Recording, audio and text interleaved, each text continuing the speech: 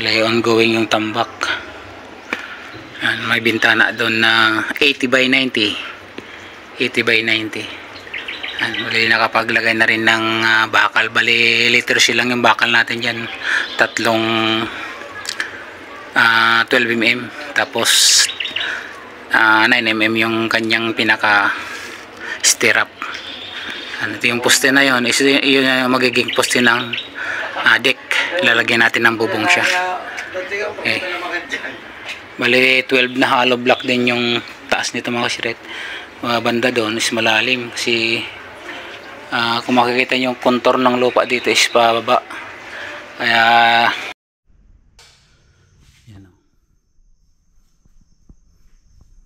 Nagabit na yung mga ilaw mga kasiret. Bali downlight lang nilagyan natin yan.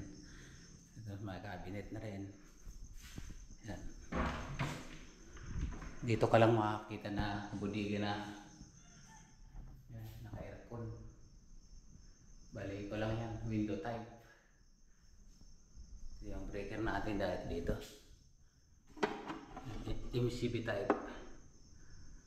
Bali yung ginawa natin yan mga siret kasi mataas yung aircon. Akyat lang. Yan. Yan yung cabinet natin. Dito nga hindi stock yung mga gamit. Yan. Mga gamit sa kusina. Well, tapos na. 2 weeks and 3 days na ginawa natin yan. Set bar slab yan.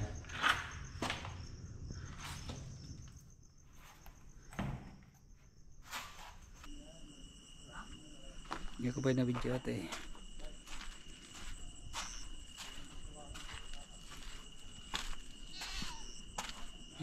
Bago.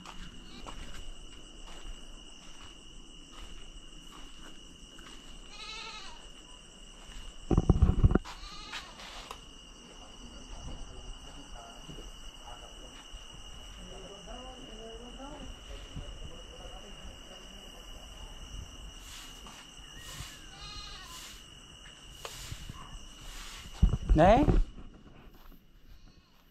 Extension ko. Jek, iawit mo ati extension nga puraw ah. Aja extension nga puraw. Usaran niyo pa yata ay?